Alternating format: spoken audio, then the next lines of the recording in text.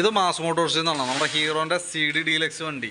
അത് 1-2 ചെറിയ വർക്കുകളായിട്ട് വന്നതാണ്. എന്നാൽ നമുക്ക് ടാങ്ക് ലീക്ക് ഉണ്ടായിരുന്നു. ടാങ്കിൻ്റെ ഈ അടിഭാഗം ബാക്ക് സൈഡ് അത്യാവശ്യം നല്ല രീതിയിൽ ലീക്കായിരുന്നു. അപ്പോൾ നമ്മൾ ഈ സൈഡൊക്കെ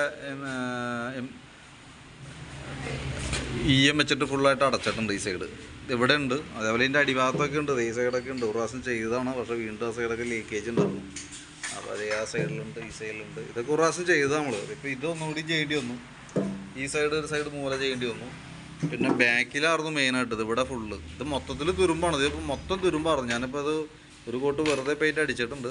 ബ്രഷും കൊണ്ട് അടിച്ചാണ്, ക്ലിയർ ആയിട്ടൊന്നുമില്ല. പക്ഷേ തൽക്കാലം ആ തുരുമ്പില്ലാണ്ടിരിക്കാൻ വേറെ മാറില്ല. അപ്പം അതിന് വേണ്ടിയിട്ട് ചെയ്തതാണ്.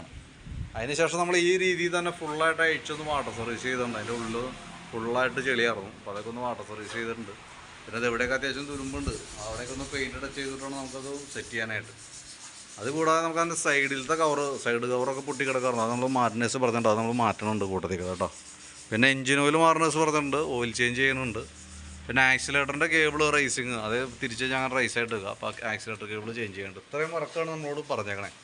അപ്പോൾ നമ്മൾ ചെക്ക് ചെയ്ത് പറഞ്ഞിരുന്ന ഭാഗങ്ങൾ ക്ലിയർ ചെയ്യുന്നുണ്ട്. ഫുള്ളായിട്ട് അഴിച്ച് വാട്ടർ സർവീസ് ചെയ്ത് ടാങ്ക് സോൾഡർ ചെയ്ത് റെഡിയാക്കി റീസെറ്റ് ചെയ്ത് കംപ്ലീറ്റ് ചെയ്യുന്നുണ്ട്. സൈഡ് കവർ മാറ്റിയിട്ട് കേട്ടോ. അപ്പോൾ അതിൻ്റെ എസ്റ്റിമേറ്റ് ഡീറ്റെയിൽസൊക്കെ വാട്സാപ്പിലേക്ക് സെൻഡ് ചെയ്ത് തരാം. Work complete ആവണുള്ളൂ.